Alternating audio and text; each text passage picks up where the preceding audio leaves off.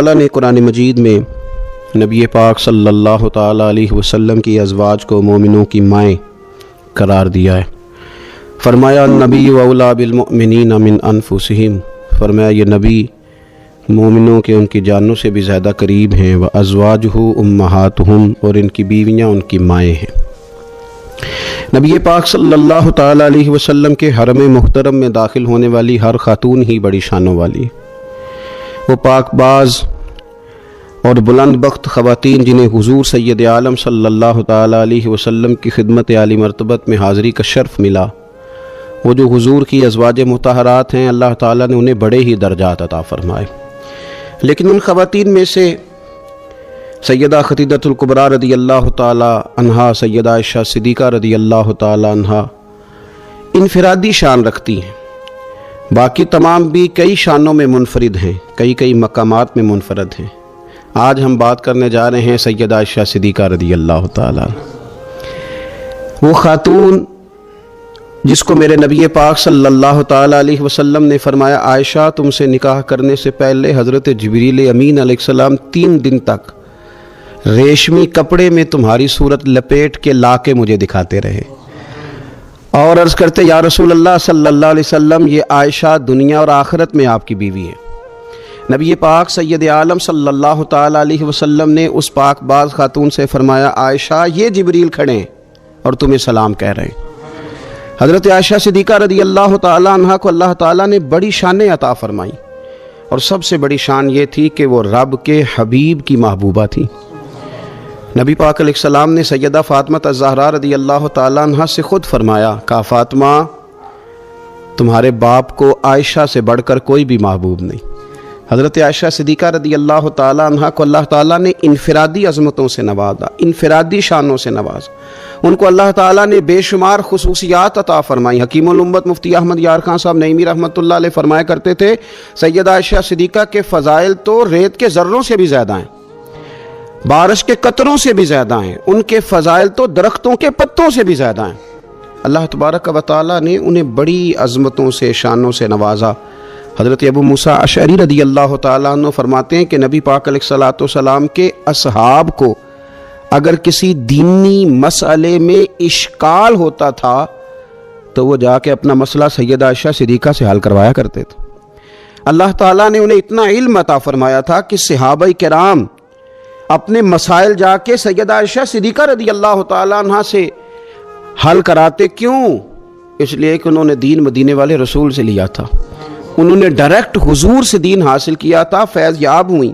حضور سے جو کچھ انہوں نے حاصل کیا انہوں نے امت میں تقسیم کیا ہزاروں کی تعداد میں۔ حضرت عائشہ صدیقہ رضی اللہ تعالیٰ عنہ کی مرویات ہمارے سامنے موجود ہیں۔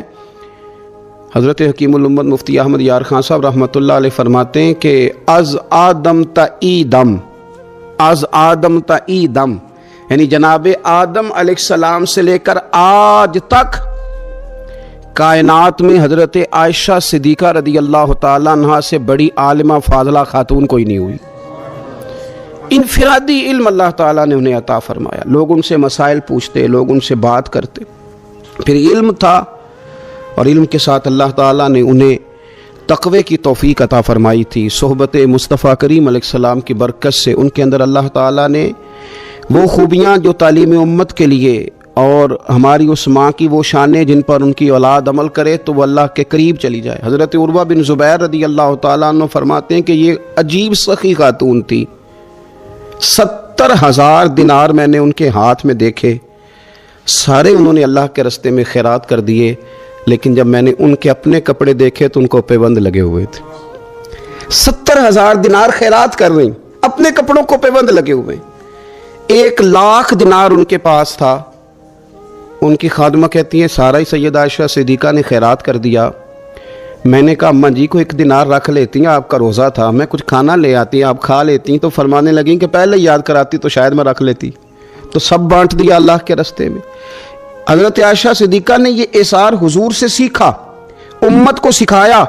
فرماتی ہیں ہم کوئی مجبور تھے فاقے کرنے پر، حضور کے در دولت پر تو خدا کے فضل سے بڑی نعمتیں آتی تھیں، لیکن حضور ساری ہی رب کے راستے میں خیرات کر دیا کرتے تھے۔ ان کے اندر پھر اتنا ایثار کا جذبہ پیدا ہوا، اتنا انہوں نے ساری زندگی اتنی خیرات کی، اتنا ایثار کیا کہ گنبد خضرا کا وہ حجرہ نور جس میں حضور علیہ السلام کا وہ نورانی مزار ہے جس پر 70,000 فرشتے صبح درود و سلام پڑھتے ہیں، 70,000 شام کو پڑھتے ہیں، وہ حضرت عائشہ صدیقہ کی ملکیت تھا۔ سیدہ عائشہ صدیقہ رضی اللہ تعالیٰ عنہ فرماتی ہیں اس میں حضور کی مقدس تدفین ہوئی، پھر میرے والد حضرت سیدنا ابو بکر صدیق کی تدفین ہوئی، پھر ایک قبر کی جگہ باقی تھی میں نے اپنے لیے رکھی ہوئی تھی۔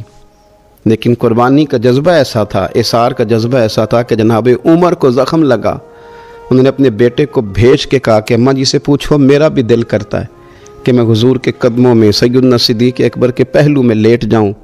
حضرت عبداللہ ابن عمر کہتے ہیں میں نے جا کے کہا تو وہ رو پڑی، کہنے لگی کوئی اپنی قبر کی جگہ کسی کو نہیں دیتا، اور عمر سے کہنا جاؤ میں نے تمہارے لیے اثار کیا۔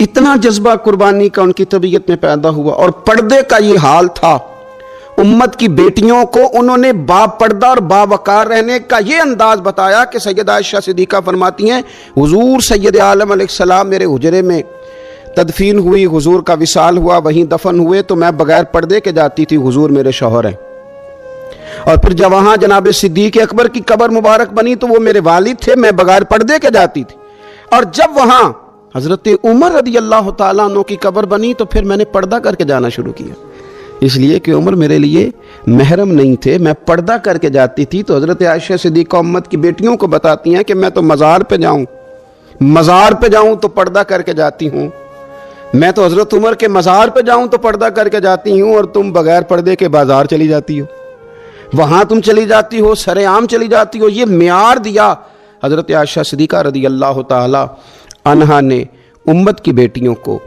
عبادت انہوں نے اس طرح کی، تقوی ان کا اس طرح کا تھا کہ آپ کے بھانجے فرماتے ہیں کہ ساری رات ہی وہ اللہ کی بارگاہ میں حاضر رہتی تھی، ساری رات ہی مصلی آباد رہتا تھا۔ پھر بھی ایک دفعہ حضور کی بارگاہ میں عرض کیا انہوں نے، یا رسول اللہ میری بخشش کی دعا کر دیں، میرے گناہوں کی معافی کی دعا کر دیں، یہ عاجزی ہے۔ تو نبی پاک علیہ الصلوۃ والسلام نے دعا کر دی، اے اللہ عائشہ کے ظاہری بھی معاف کر دے، باطنی بھی معاف کر دے، اگلے بھی معاف کر دے، پچھلے بھی معاف کر دے۔ اتنی خوش ہوئی کہ مسکراتے مسکراتے حضور کی گود میں آ گئی۔ صحیح ابن حبان میں موجود ہے کہ نبی پاک نے فرمایا عائشہ اس دعا پہ تو بڑی راضی ہوئی ہے نا؟ یا رسول اللہ میں بڑی راضی ہوئی ہوں۔ تو دیکھنا حضرت عائشہ صدیقہ کے صدقے امت پر کتنا کرم ہو رہا ہے۔ حضور نے فرمایا تو بڑی راضی ہوئی ہے نا یہ دعا سن کے کہ اللہ اس کے ظاہری بھی معاف کر دے، باطنی بھی معاف کر دے، اگلے بھی معاف کر دے، پچھلے بھی معاف۔ حضور میں بڑی راضی ہوئی ہوں۔ تو حضور فرمانے لگے مجھے اللہ کی عزت کی قسم میں یہ دعا اپنی ہر نماز میں اپنے ہر امتی کے لیے کیا کرتا ہوں۔ یہ ہمیں حضرت عائشہ صدیقہ کے صدقے یہ دعا نصیب ہو رہی ہے۔ غریبوں کا بھلا کر رہی ہیں سیدہ عائشہ صدیقہ، اپنی اولاد کا بھلا کر رہی ہیں، امت کا بھلا کر رہی ہیں۔ حضرت عائشہ صدیقہ رضی اللہ تعالیٰ عنہ سخت گرمی میں بھی عرفہ کے دن کا روزہ رکھا ہوا تھا، اپنے اوپر پانی چھڑک رہی تھیں۔ تو کسی نے کہا ماں جی اس گرمی میں روزہ رکھنے کی اور نفلی روزہ رکھنے کی کیا ضرورت تھی؟ تو آپ فرمانے لگی تمہیں پتہ ہے حضور نے فرمایا جو عرفہ کے دن کا روزہ رکھے گا اس کے سارے سال کے گناہ معاف کر دیے جائیں گے۔ تھوڑی دشواری ہوئی تو کیا ہوا؟ اس کیفیت کے ساتھ حضرت عائشہ صدیقہ رضی اللہ تعالیٰ عنہ کو اللہ تبارک و تعالیٰ نے شانیں عطا فرمائیں، عظمتوں سے نوازا، ان کو اللہ نے بڑی بلندیوں سے نوازا۔ حضرت عائشہ صدیقہ رضی اللہ تعالیٰ عنہ نا بطور ناز کے فرمایا کرتی تھیں، کہتی تھی 10 خوبیاں لوگوں مجھے وہ ملی ہیں جو میرے علاوہ کسی حضور کی زوجہ کو نہیں ملی۔ سب کی الگ الگ خصوصیات ہیں نا، سب کی الگ الگ شانیں، انفرادیت ہے۔ فرماتی تھی 10 چیزیں مجھے ایسی ملی ہیں جو میرے علاوہ کسی کو نہیں ملی۔ اماں جی وہ کون سی؟ تو فرمانے لگی میرے علاوہ حضور نے کسی کنواری عورت سے نکاح نہیں کیا۔ پھر فرمانے لگی میرے علاوہ حضور کی کوئی بیوی ایسی نہیں، کوئی اہلیہ ایسی نہیں جس کا باپ بھی مہاجر ہو، جس کی ماں بھی مہاجر ہو۔ اور پھر فرمانے لگی لوگو اللہ تبارک و تعالیٰ کا کرم دیکھو، رب کریم نے میری برات اور میری پاک دامنی کا اعلان عرش سے جاری فرمایا ہے۔ عرش سے حضرت عائشہ صدیقہ کے بارے میں 18 آیتیں سورہ نور کی نازل ہوئی۔ پھر سیدہ عائشہ صدیقہ رضی اللہ تعالیٰ عنہ فرمانے لگی میں ہی وہ خاتون ہوں کہ نکاح سے پہلی ریشمی کپڑے میں لپیٹ کے حضرت جبریل میری صورت لا کے حضور کو دکھایا کرتے۔ پھر فرمانے لگی میں ہی وہ عورت ہوں، میں ہی وہ حضور کی اہلیہ ہوں کہ جس برتن سے حضور غسل کرتے تھے مجھے بھی اسی سے غسل کرنے کا شرف حاصل ہو جاتا تھا۔ پھر فرماتی ہیں لوگوں یاد رکھو میں ہی نبی پاک صلی اللہ تعالیٰ علیہ وسلم کی وہ بیوی ہوں کہ میں حضور کے سامنے سوئی رہتی تھی، حضور تہجد کی نماز پڑھتے رہتے تھے، گویا جو انوار و تجلیات تہجد کے وقت وہاں نازل ہوتے تھے مجھے بھی اس میں سے خیرات ملا کرتی تھی۔ حضرت عائشہ صدیقہ رضی اللہ تعالیٰ عنہ فرماتی ہیں یہ میرا ہی مقام ہے کہ حضور میرے بستر میں ہوتے تھے اور حضور پر وحی نازل ہو جایا کرتی تھی۔ پھر ارشاد فرماتی ہیں کہ نبی پاک صلی اللہ تعالیٰ علیہ وسلم نے مجھے ہی وہ مقام دیا کہ حضور کا نورانی وجود میری گود میں تھا جب نبی پاک نے وصال فرمایا۔ فرمانے لگے یہ بتاؤ شیر کی مونچھ کو ہاتھ کون لگائے گا؟ کہنا کس نے ہے؟ بندہ بھی تو ڈھونڈو نا۔ نے کہا جناب میرا یہ خیال ہے کہ مولا علی شیر خدا کہیں گے، کیونکہ جس شخص کی عمر کو سب سے زیادہ حیا کرتے دیکھا وہ شیر خدا مولا علی ہے رضی اللہ تعالی علی کہیں گے، اس لیے کہ جناب علی تو کئی دفعہ جب گفتگو کرتے تھے تو حضرت عمر چپ کر جاتے تھے اور فرماتے تھے علی نہ ہوتا تو میں ہلاک ہو جاتا، تو کہا علی سے کہو۔ جناب علی شیر خدا کو بلایا، کس کام کے لیے؟ جی اللہ اکبر۔ یہ ذرا اپنے اس دور پہ اس بات کو ذرا لاکا جناب ان سے کہیں کہ زیادہ نہیں، ایک کرتا نیا پہن لے، سفیر آتے ہیں وزیر آتے ہیں تو ایک کرتا نیا پہن لے۔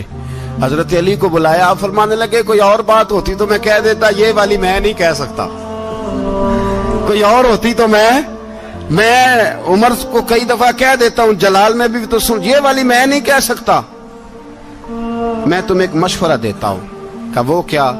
کہنے لگے سید عائشہ صدیقہ سے کہو، وہ مومنوں کی ماں ہے، عمر ٹالے گا نہیں۔ اماں جی سے جا کے اماں جی نیا کرتا عمر سے کہیں پہن لیں، وزیر آتے ہیں بڑے بڑے لوگ تو چلو کوئی عرض نہیں،